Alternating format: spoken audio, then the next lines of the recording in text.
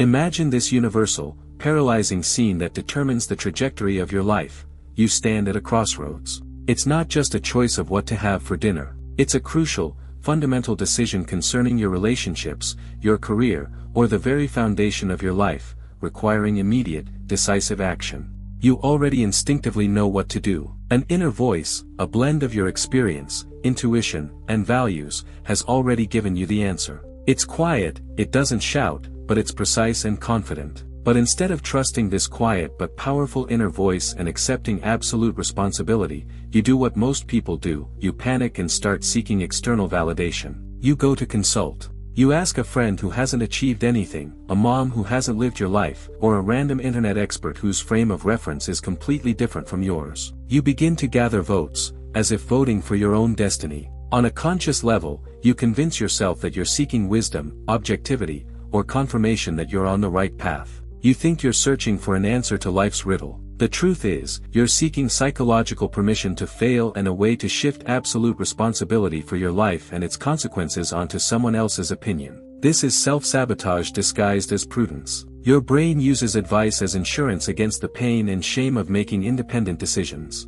If something goes wrong, there's always someone to blame but you. Your confidence and mental strength erode with every piece of advice you seek, because you're voluntarily handing over power over your life to others. The myth we're debunking: we believe that collective thinking, democracy of opinion, and the constant search for external knowledge always lead to optimal solutions and personal empowerment.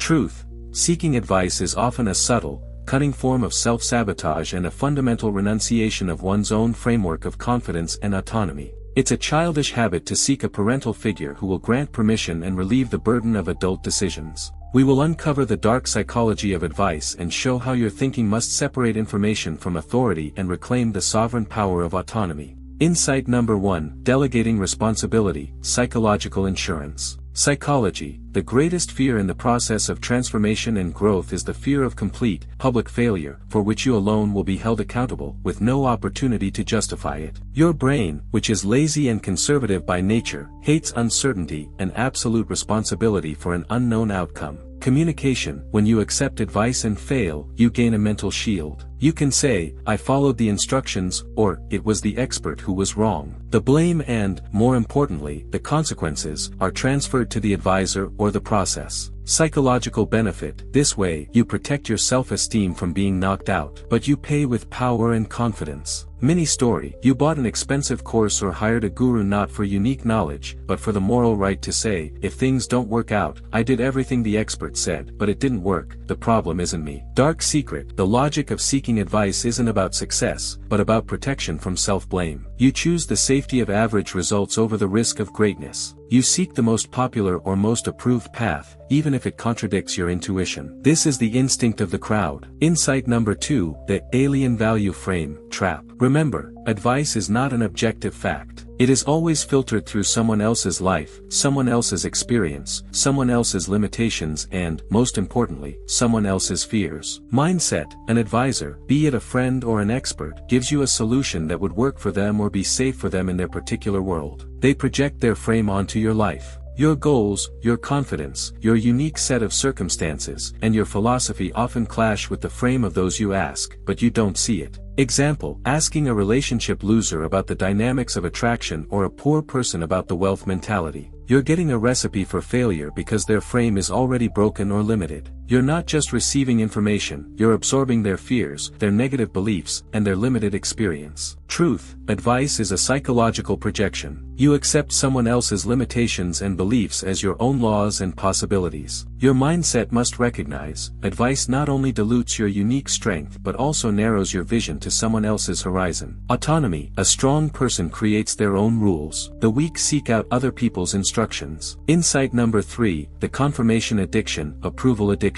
Psychology: the constant, obsessive search for advice is an addiction to external approval and validation. It's a search for a parental figure. Emotions: you're afraid of looking stupid, overconfident, or wrong in the eyes of the crowd. Your confidence isn't autonomous, it's tied to external opinion. Mindset shift: advice is an attempt to gain permission for your own life from someone else's authority. You voluntarily become dependent on public opinion. Your strength lies not in the unanimity of your advisors, but in your singular decision and the courage to make an unpopular choice. Secret of communication. A person who doesn't ask for advice but acts confidently instantly evokes attraction and respect. Someone who asks for advice evokes pity and condescension. Practice. Reclaiming autonomy. Your brain needs to realize that advice is information, experience, or warning, not an obligation or a law. Confidence requires filtration. Take a fact or data, but cast aside the advisor's fear and their personal limitations. Your primary question should be, what do I want and how will I get it, not, what should I do? Your responsibility for failure is the price of your absolute freedom. Philosophy. The solitude of the powerful decision. Remember, great decisions that transform your life and relationships are always made in the silence and solitude of your mind. Secret. You must first decide and establish your framework,